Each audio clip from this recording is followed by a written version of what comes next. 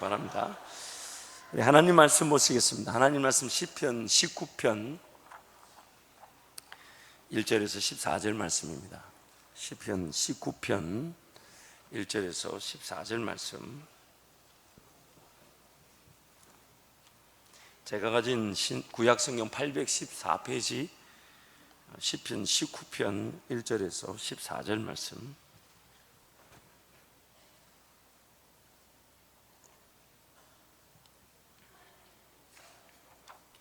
절부터 14절까지 저와 여러분이 한 절씩 교독하겠습니다.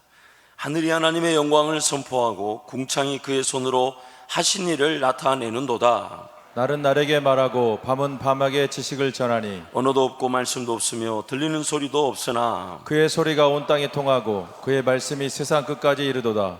하나님의 해를 위하여 하늘의 장막을 베푸셨도다. 해는 그의 신방에서 나오는 신랑과 같고 그의 길을 달리기 기뻐하는 장사 같아서 하늘이 끝에서 나와서 하늘 저 끝까지 운행하며 그의 열기에서 피할 자가 없도다.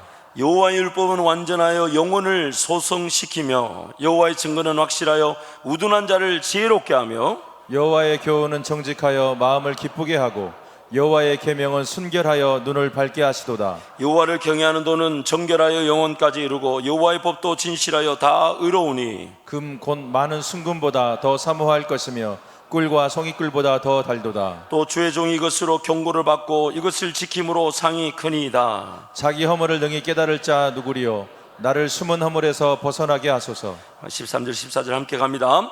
또 주의 종에게 고의로 죄를 짓지 말게 하사 그 죄가 나를 주장하지 못하게 하소서. 그리하면 내가 정직하여 큰 죄가에서 벗어나겠나이다. 나의 반석이시여 나의 구속자이신 여호와여 내 입의 말과 마음의 묵상이 주님 앞에 연락되기를 원하나이다. 아멘. 사진을 하나 보여주시면 어느 기준에 따라 주차를 해야 될까요? 중앙에 차들이 4대가 나란히 서 있는 걸 한번 봐주세요. 주차를 주차선에 따라 해야 될까요? 옆차 보고 해야 될까요? 여러분 이제 아셨어요? 이제 웃으시는 게 이제 보셨어요. 지금 주차를 자세히 보세요. 지금 주차가 제대로 나란히 된 듯처럼 보이지만 주차는 주차선에 따라 해야 될까요? 옆차 보고 해야 될까요? 물론 주차선에 잘 되어 있는 차를 우리가 참고를 하지만 주차는 지금 이게 지금 곤란한 상황이 생긴 거잖아요. 물론 뭐 특별한 상황이 있었다 할지라도 그러나 공공의 이익을 위해서는 분명히 질서라는 것이 있고 기준이라는 것이 있는 건데 그 기준이 아닌 옆에 사람 차를 보고 나란히 이렇게, 제가 이 사진을 인터넷에서 발견했지만 이 사진을 고른 이유가 있습니다. 그만 보여주셔도 됩니다. 오늘 우리 삶을 결정하는 기준이 어디에 있습니까?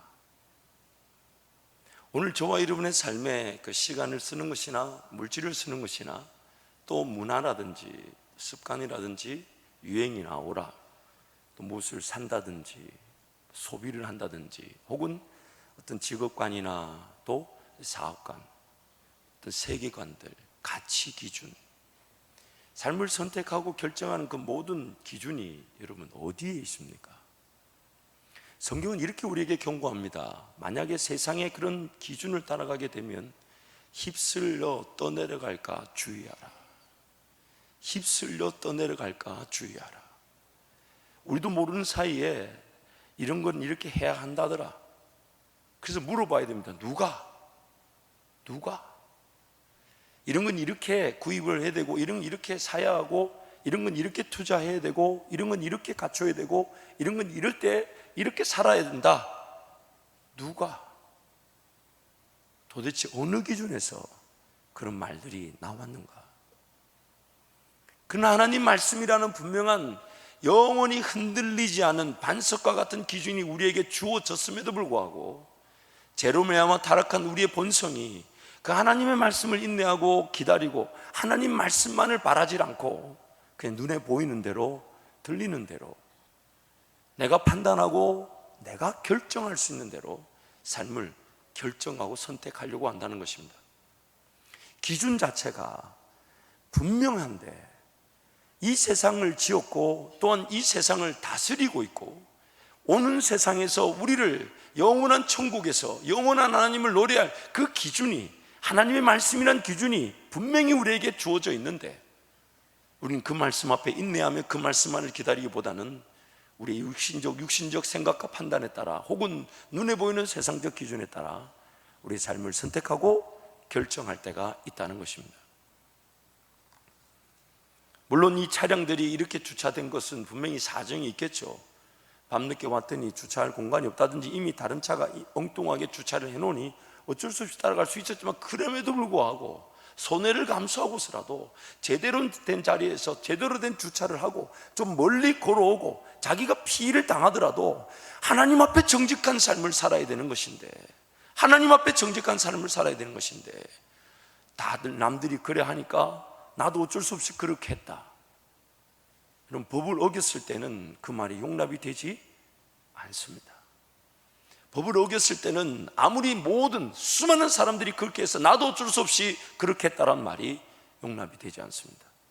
하나님 앞에 섰을 때, 하나님을 몰랐다, 내 주변에 예수 믿는 사람이 아무도 없었다, 나에게 복음을 전하는 사람이 없었다, 나만 그렇게 내 욕심대로 살은 게 아니다, 많은 성도들이 있었고 많은 사람들이 자기 인간적 욕심에 따라 살았다, 그래서 나도 어쩔 수 없이 그들 가운데 그렇게 결정할 수밖에 없었고 그렇게 선택하며 살아야 되는 줄 알았다. 훗날 하나님 앞에 서게 될 때 이 변명이나 핑계밖에 되지 않습니다. 이미 우리에게 하나님 말씀이 주어졌고, 이 기록된 말씀을 기록하신 성령 하나님께서 지금 내 안에 머물고 계십니다. 내 안에 머물고 계셔서 내 삶에 분명한 말씀의 인도자가 되기를 원하십니다. 그래서 말씀이신 예수님이 이 땅에 목자 되신다고 말씀합니다. 말씀이신 그분이 이 땅에 몸을 입고 오셔서 우리를 위해 구원의 역사를 베풀어 주셨을 뿐만 아니라, 그분이 말씀으로 우리가 거듭나게 하시고, 또한 그분이, 말씀이신 그분이 목자 되셔서 우리 삶을 인도해 가신다고 하십니다. 앞서 가신다고 말씀하십니다. 길이 되어 주신다고 말씀하십니다. 빛이 되어 주신다고 말씀하십니다. 인도자가 되어 주신다고 말씀하십니다. 그러나 우리의 육신적이 타락한 이 본성이, 욕심이 그 말씀이신 예수님만을 온전히 기다리지를 않는다는 겁니다. 그 전에 나의 판단과 생각들, 눈에 보이는 것으로, 또 남들도 다 그렇게 하니까 나도 그렇게 결정한다, 세상 모든 사람들이 그 길을 그렇게 간다, 나도 그 길을 걸어간다, 휩쓸려 떠내려갈 수 있다는 것입니다. 우리 히브리서 12장 28절 말씀에 이런 말씀이 있습니다. 함께 갑니다. 그러므로 우리가 흔들리지 않는 나라를 받았은즉 은혜를 받자 이로 말미암아 경건함과 두려움으로 하나님을 기쁘시게 섬길지니. 흔들리지 않는 나라를, 진동치 않는 나라를 받았으니 우리가 두렵고 떨림으로 경건함으로 하나님을 기쁘게 섬겨야 한다.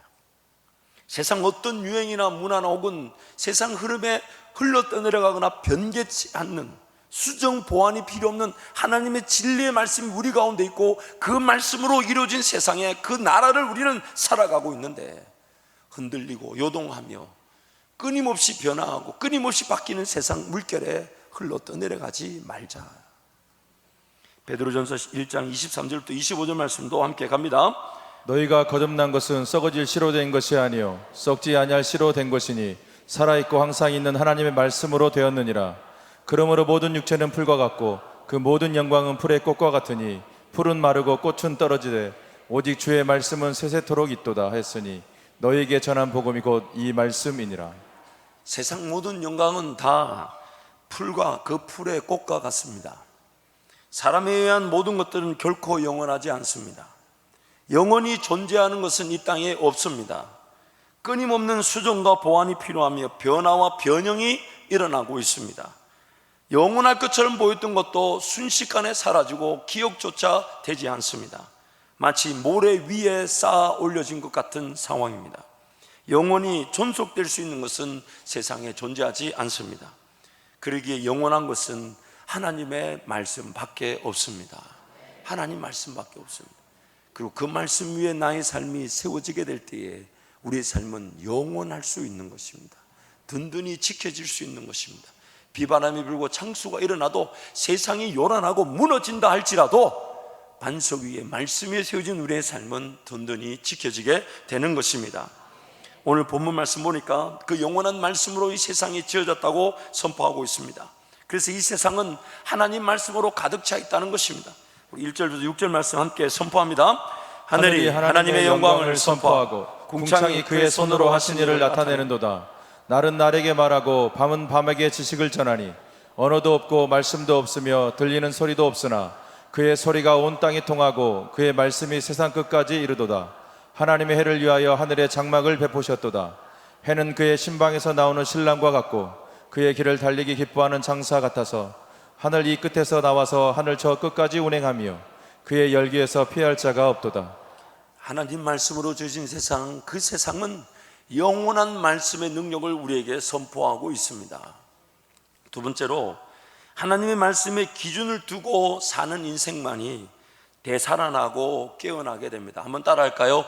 되살아나고 깨어나게 됩니다. 깨어나게 됩니다. 되살아나고 깨어나게 됩니다. 깨어나게 됩니다. 우리 7절 상반절 말씀만 함께 가겠습니다. 여호와의 율법은 완전하여 영혼을 소성시키며 여호와의 증거는 확실하여 우둔한 자를 지혜롭게 하며. 상반절 말씀 보니까 여호와의 율법은 완전하여 영혼을 소성시킨다. 이 말이 바로 소자가 되살아나게 할 소자에 성자가 깨어나게 할 성자입니다. 되살아나게 하고 깨어나게 합니다. 우리 가운데 하나님을 기억지 못하는 영적 존재가 되살아나게 되고, 또한 눈을 뜨고 뻔히 바라보는 세상, 인간적 힘으로 사는 것이 아닌 하나님 말씀으로 살아갈 수 있도록 우리를 깨어나게 하는 것입니다. 여호와의 율법은 완전하여 그 영혼들을 소성시키는 것입니다. 또한 하나님의 말씀은 어리석은 자로 지혜롭게 만들어준다고 7절 하반절에 말씀합니다. 여호와의 증거는 확실하여 우둔한 자를 지혜롭게 하며. 우둔한 자를 지혜롭게 하며. 만약 여러분 지혜가 필요하시다면 하나님 말씀을 주야로 묵상하시기를 축복합니다. 하나님 말씀만이 우리를 살리십니다. 새롭게 하십니다. 변화시키십니다. 주의 길을 걷게 만드십니다. 지혜가 필요하다 여기시거들랑 하나님 말씀으로. 그래서 우리 이번 방학기간에 장제학교 학생들한테도 영어로 잠언을 매일 한 장씩 모르는 단어를 찾고, 그리고 그 문장을 해석하고, 그리고 그걸 영어로 들어보고, 그리고 자기 입으로 그 잠언을 직접 영어로 읽고 녹음을 시켜서 이렇게 선생님께 보고를 해라, 나눠봐라. 저는 확신합니다. 잠언 말씀에 세상의 모든 존귀하고 고급스러운 표현 문장들은 다 들었다고 저는 확신합니다. 잠언 말씀에 하나님의 모든 지혜의 보고가 있다고 했는데, 물론 구약식 지혜이겠지만 그것을 성령 하나님께서 최고의 은혜로 우리에게 사용하실 수 있으십니다. 세상의 모든 표현과 지혜의 단어들은 저는 하나님 말씀이 특히 잠언 안에 다 들었다고 확신합니다. 왜냐하면 여호와의 말씀은 확실하여 우둔한 자를 지혜롭게 하기 때문입니다.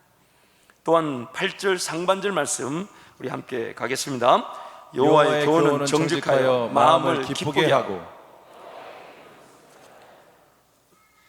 하나님 말씀만이 정직하여 마음을 기쁘게 합니다. 이 정직하다란 말은 원어로 보면 바르다, correction, 옳다, right, 바르다, 옳다라는 뜻을 가지고 있습니다.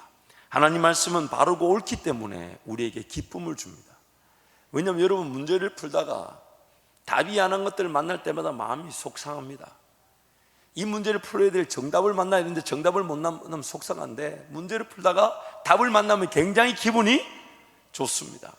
여러분 학교 다닐 때 그런 기분 있으셨을 것 같아요. 잘 모르는 문제조차 이해되지 않아 그냥 볼펜을 살짝 돌려서 나오는 면을 가지고 체크했는데 그것이 맞았을 때도 굉장히 기분이 좋지 않았어요? 아니 그런 적 없으세요 여러분? 혹시 제 친구처럼 무조건 2번만 쓰셨나요? 여러분 뭔가 질문을 보고 이게 좀 애매한데, 그런데 그것이 이게 답일 것 같다 체크했는데 정말 답이었을 때 그 기쁨.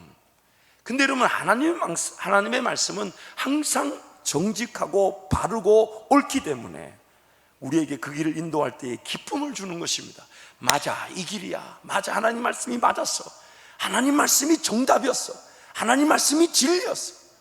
그 말씀이 우리 삶 가운데 하나님의 그 옳으심으로 바르심으로 확인되어지고 누려질 때 우리는 진정한 기쁨을 만나게 되는 것입니다. 또한 8절 하반절 보니까 여호와의 계명은 순결하여 뭐를 밝게 한다고요? 뭐를 밝게 한다고? 눈을 밝게 한답니다. 깨끗하여서, 하나님 말씀은 깨끗하여서 눈을 밝게 해, 눈을 씻어준다는 겁니다. 그래서 에베소 교인들을 위해 사도 바울이 기도할 때에 제일 첫 번째 에베소 교인들을 위한 기도가 뭐냐면, 하나님 저들의 마음의 눈을 열어 주옵소서. 닫힌 마음의 눈을 열어 주옵소서. 더러워진 눈이 깨끗하게 주님을 바라볼 수 있도록 열어 주옵소서.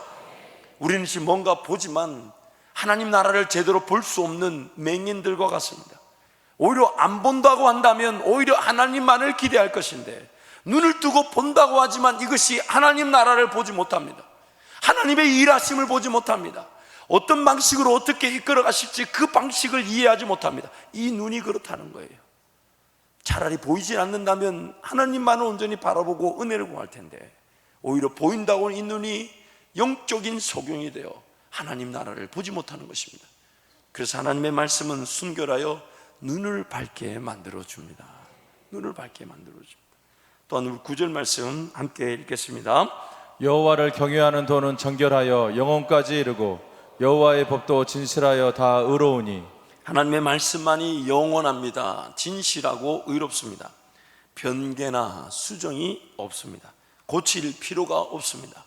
그래서 하나님을 두려워하는 마음으로 경외하는 것입니다. 왜냐하면 하나님의 말씀만이 진리며 하나님 말씀만이 영원한 것이며 하나님 말씀에 따라 결정된 것만이 내 삶을 보존시키고 보호하시기 때문입니다. 그래서 그 말씀을 기다리고 그 말씀을 인내하며 그 말씀을 받는 것입니다.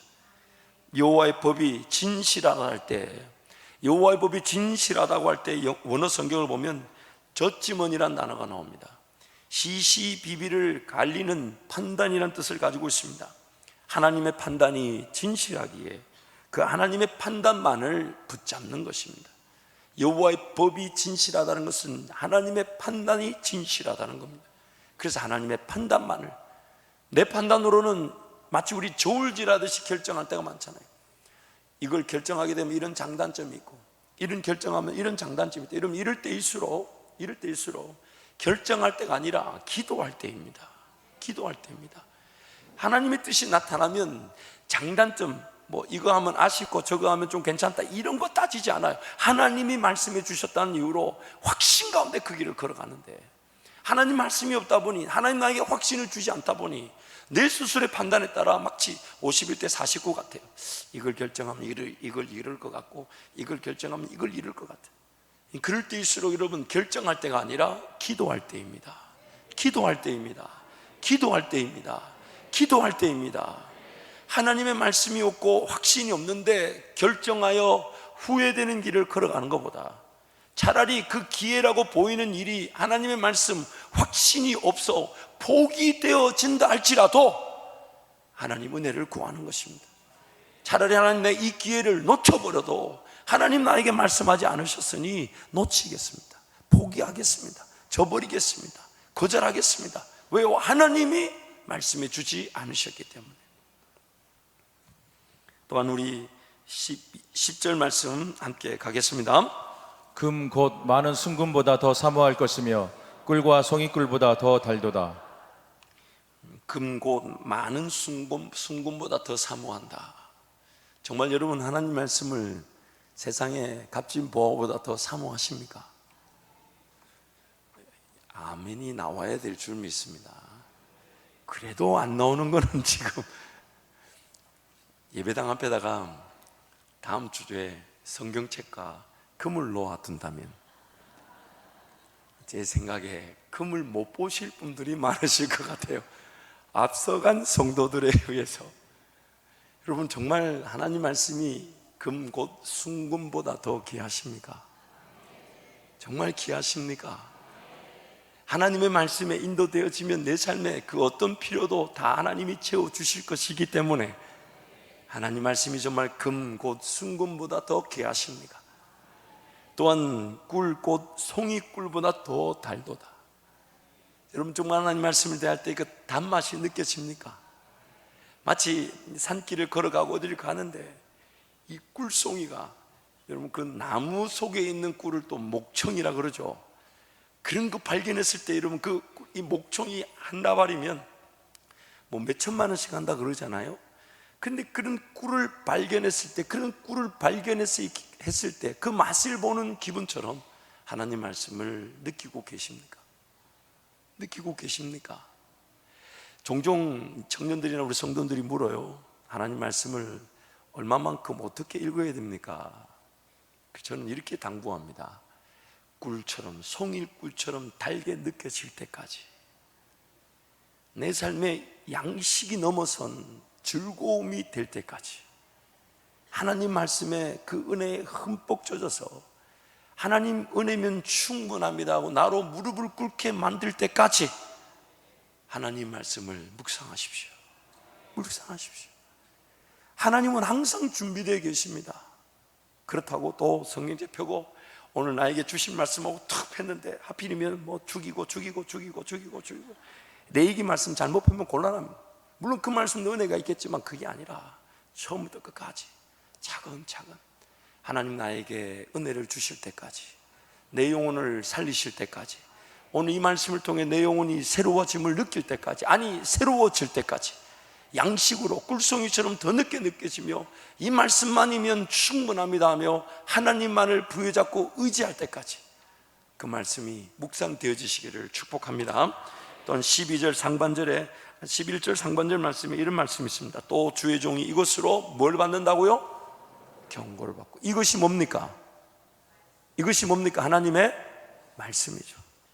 하나님의 말씀의 경고가 우리를 지켜준다는 것입니다. 엉뚱한 길, 잘못된 길을 걸어갈 때, 잘못된 선택을 할 때에, 혹은 이미 잘못된 자리에 갇혀 있거나 이미 잘못된 자리에 서 있을 때 하나님 말씀이 나를 지적해 주는 겁니다. 잘못된 자리다, 잘못된 길이다, 거기가 아니다. 그럴 때마다 우리는 돌아설 수 있는 겁니다. 야, 내가 나를 못 봤네. 참 우리는 얼마나 연약한지 몰라요. 그래서 잘못된 길을 들어서 놓고도 잘못된 길인 줄 모르는 게 우리의 연약함이죠. 잘못된 선택인 줄 그때는 모릅니다. 그러지 않아요, 여러분?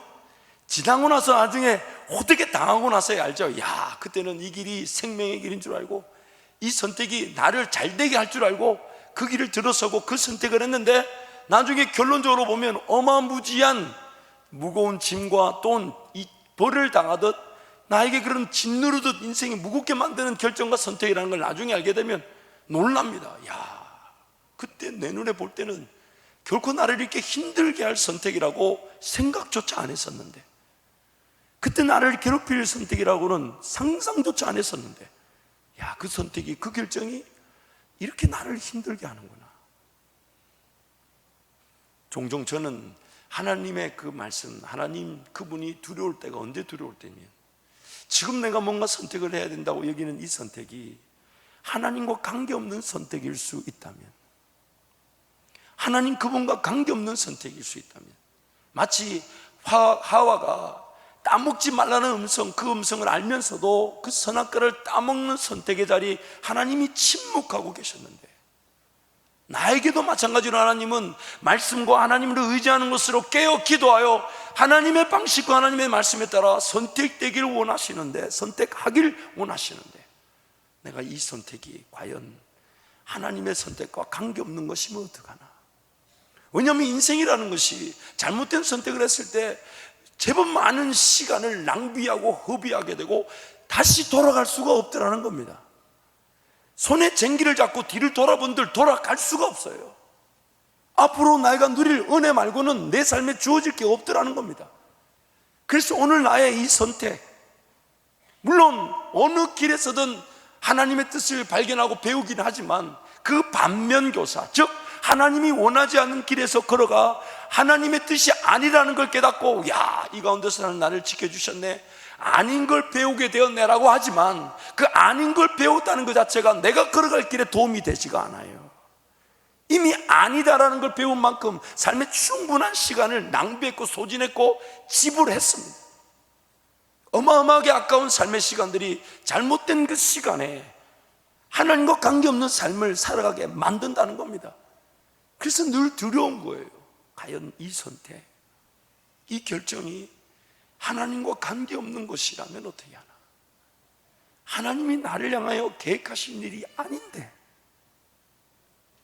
여러분 잊지 마십시오.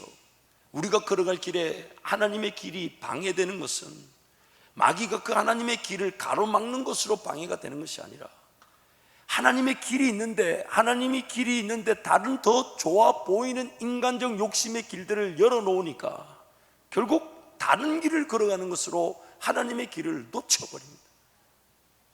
우리는 길이 없어 망하는 자리 아니라 너무 많은 욕심의 길들이 많아 방황하는 것입니다. 삶이 헤매는 것입니다. 그래서 악인의 길을 쫓지 말라고 하나님이 우리에게 말씀하고 계신 것입니다. 또한 11절 하반절을 보니까 하나님의 말씀 이것을 지킴으로 상이 크니이다. 하나님의 말씀을 따를 때 우리는 또한 하나님이 은혜의 길에서 감당되어질 사역들이 감당되게 하시면서 하나님의 상을 누리게 하는 것입니다. 또한 12절 상반절에 보니까 자기 허물을 능히 깨달을 자 누구리요? 자기 허물을 깨달을 자 누구리요? 하나님의 말씀만이 나의 허물을 깨닫게 만들어 줍니다. 하나님 말씀이 아니면 내가 무엇이 틀렸는지, 나에게 무엇이 잘못되어 있는지를 모른다는 겁니다. 하나님의 말씀만이. 그래서 내 눈에 있는 들보는 보지 못하고 남의 눈에 있는 티끌을 보는 게 우리라고 주님이 말씀하셨죠. 무엇이 잘못됐는지를 모른다는 겁니다.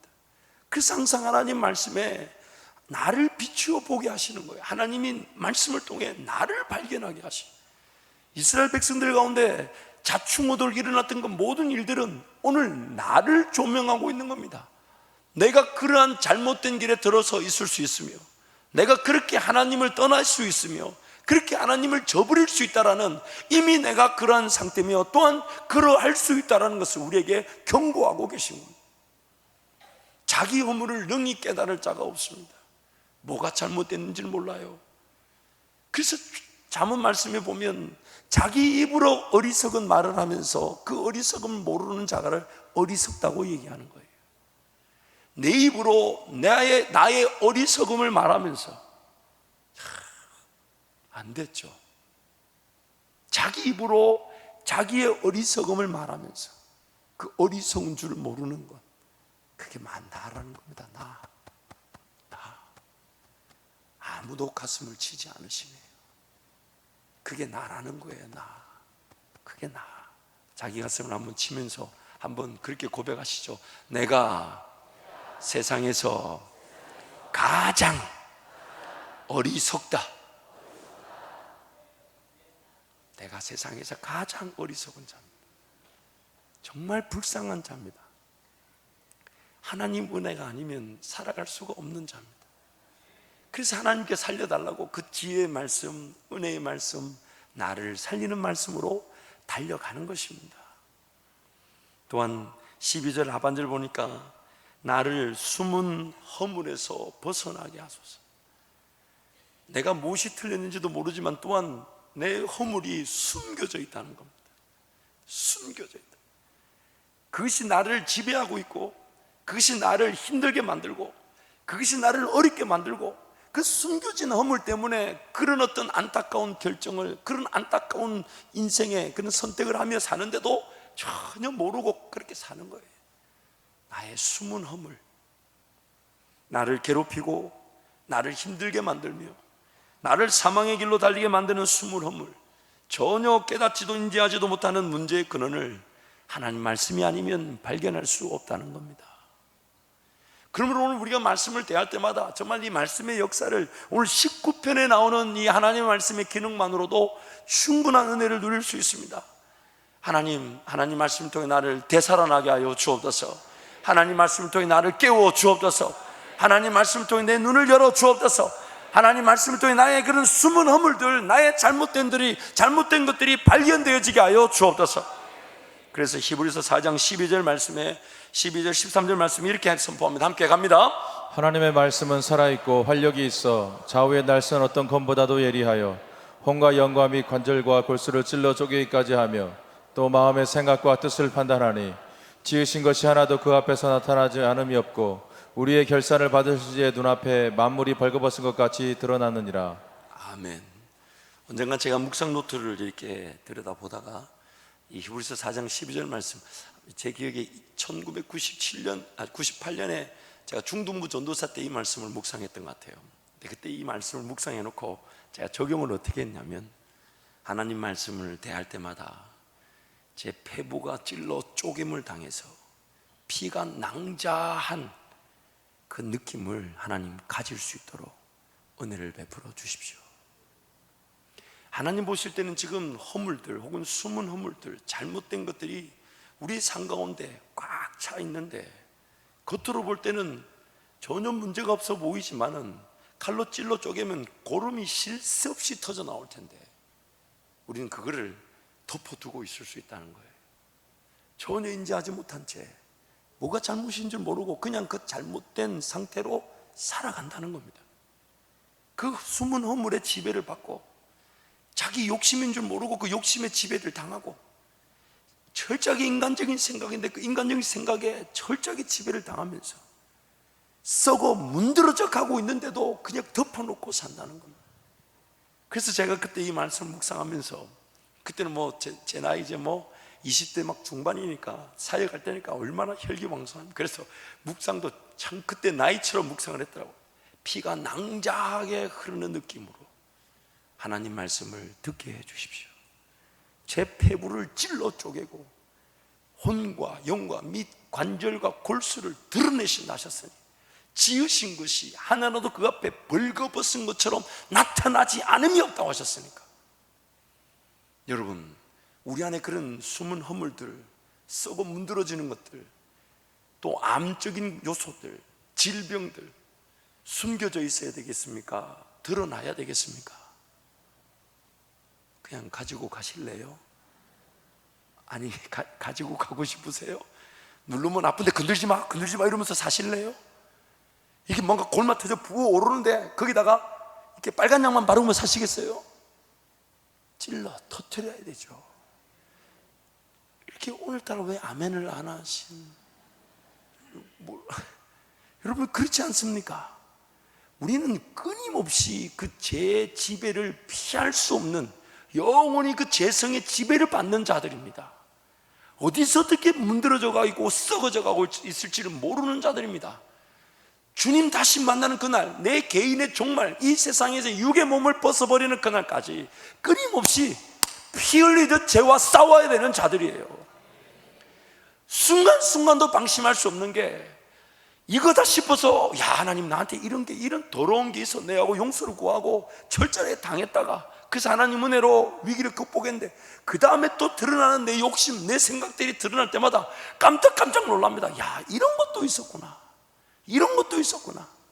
그게 끝이다라고 말할 수 있는 인생의 시절은 없는 거예요. 항상 하나님 앞에 엎드려야 되며, 하나님 은혜를 구하지 않으면 살 수 없는 존재가 바로 저와 여러분입니다. 얼마나 골마 터져 있으면요, 아무런 가치가 없다고 얘기해요. 나란 존재는 아무런 가치가 없대요. 그래서 십자가에다 매달아 버렸다는 거예요.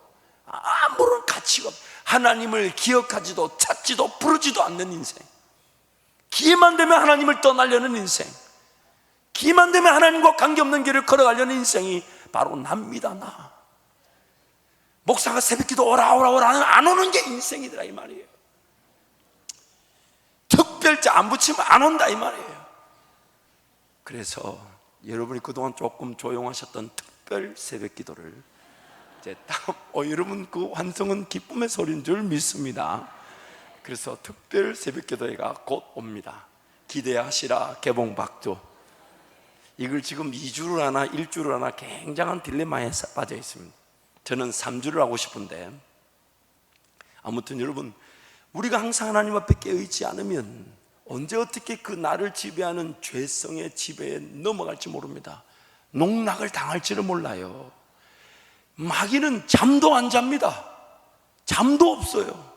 근데 우리는 얼마나 배짱이 좋은지 잠을 잡니다. 그만큼 우리의 영적 그 세계를 우리가 보지 못하고 있다는 거예요. 사랑하는 성도 여러분, 하나님의 말씀이 우리의 폐부를 찔러 쪼개요. 썩어지고 문드러진 질병과 같은 요소들이 드러나게 하여 주셔서 치료하실 줄 믿습니다. 치료하실 줄 믿습니다. 그래서 호세아 말씀에 보면 제일 먼저 나오는 말씀이 뭐냐면, 우리를 찢으시고, 먼저 찢어야 된다는 거예요. 우리가 뭔가 좋은 가치 있는 존재가 아니라는 겁니다. 하나님을 전혀 기억하지 못하는 죄악에 사로잡혀 죄악의 질병에 죽어가고 있으니 내버려 둘 수 없으니까 그 호세아서 6장 말씀에 우리를 제일 먼저 하시는 게 찢으신다는 거예요. 그러나 잊지 마세요, 여러분. 하나님이 말씀을 통해 우리를 찔러 쪼개실 때에 내가 감당할 수 있는 만큼 찔러 쪼개주십니다. 내가 감당이 안 될 정도가 아니에요. 충분히 하나님, 정말 이 더러운 것들이 나를 지배하고 있었는데 몰랐군요. 이 더러운 것들이 나를 지배하고 있었는데, 나를 죽이고 있었는데 하나님 나를 몰랐군요. 하나님 말씀을 통해 이것을 드러내 주시니 감사하고, 이것이 이제 하나님의 방식, 성령의 능력으로 제거되게 하여 주옵소서. 이기게 하여 주옵소서. 하나님 말씀이 우리를 살려주시는 것입니다. 하나님 말씀은 앞서가서 내 삶을 인도해 주실 뿐만 아니라 또한 그 말씀은 내 삶을 지배하며 괴롭히는 제 근원들을, 제 요소들, 하나님과 나 사이에 장애가 되는 것들을 하나님 말씀이 다 드러내 주신다는 겁니다.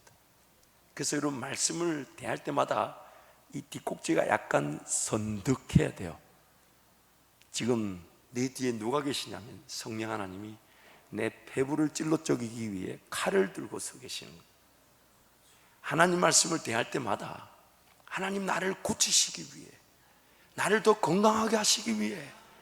그래서 제가 예전에 군대에서 봉화지겸이라는 게 걸려본 적이 있어요. 봉화지겸이 뭐냐면 이렇게 그 뼈 가까운 근육 부분에 이렇게 고름이 차서 오르는데 제 그 무릎과 발 그 사이 중간 부분에 무릎보다 더 크게 튀어나오는 거예요. 그 제가 그걸 껍질을 자꾸 벗기니까 뭐가 고름도 나오고 피도 나오는데 나을 최선을 다해서 짜보았습니다. 죽을 것 같았어요. 그래가지고 막 이를 깍물고 그걸 쫙 짜서 이제 다 짰다, 다 짜냈다 싶은데도 붓는 건 계속 부어오르더라고요. 그래가지고 참 못 믿을 우리 의무병인데, 왜냐면 그 친구는 개보린 하나로 감기약이다, 두통이다, 또 설사약이다, 뭐 아프다면 개보린 하나 다 주고 끝내더라고. 보니까 어쨌든 못 믿을 의무병이라도 그는 개똥보다 낫겠지 싶어서 찾아가서 이렇게 물어보니까, 아니 김하사님 이걸 이렇게 두고 있었냐고. 그래서 빨리 병원을 데리고 왔는데 그 봉화지겸이라고. 그리고 그 자리에서 마취도 안 하고 한 3cm 가량 칼로 쭉쭉 찢는데 주님 만나는 줄 알았습니다. 그러면서 그 우리 의사분이 의무관이 저한테 하는 말이, 야 이 녀석아, 이 정도 될 때까지 부어오르게 만들어두면 어떡하냐고. 조금 부어오르서 그때 가져왔으면 살짝만 만져도 되는데, 살짝만 고쳐도 되는데 이렇게 너 도대체 몇 번을 짰냐고 물어보더라고. 제가 최선을 다해서 한 10번 짰거든요. 근데 제 힘으로 안만 짜도 그 깊이 파묻혀 있는 그 고름과 그 병의 요소는 끄집어낼 수가 없었던 거예요. 곤약이라 그러죠. 왜 까만 그 고름짜리 곤약도 얼마나 사다 붙였는지 모릅니다. 돈은 돈대로 쓰고 고생은 고생대로 하고. 여러분, 그게 우리 인생일 수 있다는 거예요. 하나님 말씀을 통해 우리를 찔러 쪼개서 하나님이 고쳐주시면 정말 깨끗하고 더 가볍고 더 건강하게 하나님을 섬길 수 있는데, 하나님 말씀을 대하지 않다 보니 썩은 채로 골마 터지는 대로 내 방법대로 그걸 치료하며 더 병을 키우고 있을 수 있단 말이에요. 그리고 그 병을 내 방법대로 곤약 턱턱 붙여가면서 나중에 곤약이 요만했다가 이만했다가 막 곤약이 이만하면 얼마인 줄 아세요, 여러분? 그런데 소용이 없는 거예요, 소용이. 그게 바로 우리 인생이라는 겁니다. 그래서 심지어 시편 오늘 19편 13절에서는 이렇게 말합니다. 함께 갑니다. 또 주의 종에게 고의로 죄를 짓지 말게 하사 그 죄가 나를 주장하지 못하게 하소서. 그리하면 내가 정직하여 큰 죄가에서 벗어나겠나이다. 하나님 말씀이 아니면 우리는 알고도 죄를 짓는다는 거예요. 고의로 죄를 짓는다는 거. 고의로 알고도 죄를 짓는다는 거예요. 뻔히 죄인 줄 알면서도 그 죄를 짓는다는 겁니다. 하나님 말씀의 능력이 아니고서는 우리가 그 죄를 이길 수가 없다는 거예요. 이길 수가 없다는 거예요. 그래서 시편 기자는 이렇게 결론을 짓습니다. 우리 14절 말씀 함께 갑니다. 나의 반석이시여 나의 구속자이신 여호와여, 내 입의 말과 마음의 묵상이 주님 앞에 연락되기를 원하나이다. 하나님의 말씀에 내 마음에 묵상과 내 말이 합당해지기를 원합니다. 내가 그저 하고 싶고 내 인간적인 생각이 아니라 내가 말하는 것이 내 마음의 묵상, 소원, 계획 등이 하나님의 말씀에 합하여지기를 원한다고, 연락되어지기를 원합니다. 하나님의 말씀대로 말하고 하나님 말씀대로 묵상하며 하나님 말씀대로 계획하고 하나님 말씀대로 따라가는 인생. 왜냐하면 그 말씀만이 나를 살리실 뿐만 아니라 나를 고치시며 그 말씀만이 나를 새롭게 하시며 그 말씀만이 나를 나되게 만들어 주시기 때문에 하나님, 나의 마음의 묵상과 내 입의 말과 마음의 묵상이 주께 합하여지기를 원합니다. 연락되기를 원합니다. 그 말씀에 내 말과 마음의 묵상 계획들이 비추어져서 합하여지는 인생, 그것이 바로 말씀을 통하여 하나님을 경험하며 하나님의 자녀다운 삶을 살아갈 수 있는 유일한 비결입니다. 마크 데버라는 목사님이 더 처치 교회 눈에 보이는 복음이라는 책에서 이런 내용을 소개합니다. 자유에는 두 가지가 있는데 무지를 통한 자유와 지침을 통한 자유가 있다. 무지의 자유는 무제약적이나 허망하다. 피아노를 진공청소기로 사용하라는 것은 자유로운 시도지만 무의미한 것이다. 지침을 통해 얻는 자유는 즉 계획된 목적에 따라 어떤 것을 사용하는 자유, 즉 피아노를 연주에 사용하는 것처럼 참다운 만족을 준다. 오늘 우리 삶이 하나님의 말씀 지침, 사용 설명서와 같은 우리 인생의 모든 매뉴얼이 담긴 이 말씀을 지침으로 삼고 결정하고 선택할 때 우리는 진정한 자유를 맛볼 수 있다는 겁니다. 마치 그 피아노를 진공청소기로 쓰는 무식함이 아니라 피아노를 피아노답게 연주할 수 있는 그 은혜를 누린다는 겁니다. 오늘 우리가 가질 수 있는 자유는 단순히 내가 하고 싶은 거, 내 편한 거, 일하지 않아도 돈 버는 거, 내가 가만히 있어도 일이 돌아가, 이게 자유가 아니에요. 이미 우리는 지배를 당하고 있고 이미 우리는 어리석은 길을 걸어가며 우리는 이미 죽어가고 있으면서도 죽어간 줄 모르는 인간들이라는 겁니다. 그래서 우리는 자유를 경험할 수가 없다는 거예요. 무엇이 옳은 것인지, 더군다나 내 삶이 하나님의 계획과 목적이 있다 하시면서 나를 통해 하나님 영광을 받으신다 하시는데 우리는 자꾸만 하나님의 말씀에 따라 내 삶을 내어드리고 맡겨드리기보다는 말씀 없이 뭔가 결정하다 보니 내가 결정하는 그 모든 것은 자유스러워 보이지만 아무런 의미가 없다는 거예요. 아무런 의미가 없다는 거예요. 컵으로 써야 되지 축구공으로 쓸 수 있습니까? 근데 축구공으로 쓰는 그 자유를 자유인 것처럼 착각하고 산다니까요.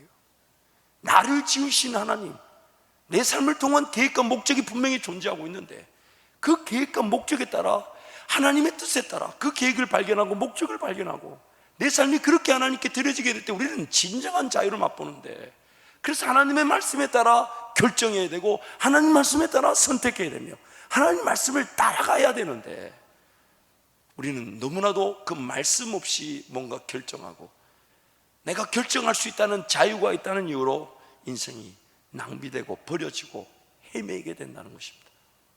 사랑하는 성도 여러분, 말씀에 따라 결정하시겠습니까? 아니면 내키는 대로 결정하시겠습니까? 잊지 마세요. 하와가 선악과를 따먹는 자유가 하와에게 분명히 있었다는 것을. 하나님의 음성을 들었으며 하나님이 지으신 세상임을 부인할 수 없는 그 공간에 살면서 그 하나님 말씀을 거절하고 선악과를 따먹는 하와의 자유가 결국 오늘 우리에게 이런 엄청난 재앙을 초래하였습니다. 오늘 우리 삶도 마찬가지예요. 하나님 말씀 없이 결정하는 그 모든 것들이 결국 무지로 인한 나의 어리석은 자유로 나를 더 힘들게 하고 죽일 수 있다는 것입니다.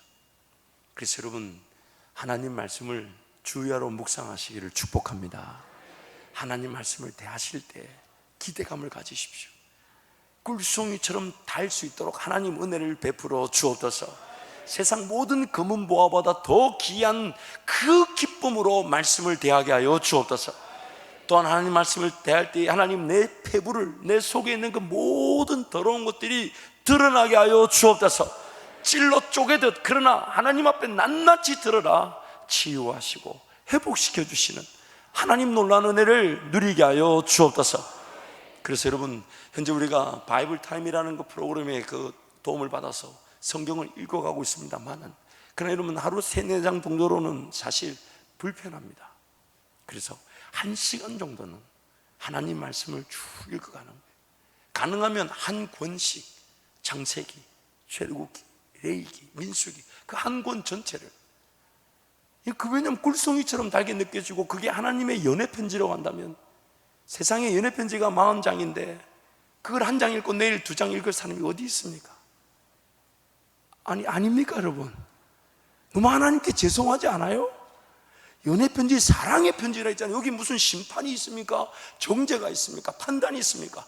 하나님 날 사랑하셔서 나를 그냥 구원하시고 그 사랑의 그 열정이 이 말씀을 완성하는 것으로 이루어 주셨는데, 그 사랑의 최종 완성이 이 말씀인데, 그래서 이 말씀 안에 그 하나님의 사랑이 구구절절히 담겼는데, 그래서 이 말씀을 대하는데 한 장 읽고 좀 지루하네, 조금 하나님과 나와의 관계를 의심해 봐야 합니다. 그만큼 우리가 죄인이라는 거 아닐까요? 그렇죠? 우리 한밭절교 모든 성도를 축복합니다.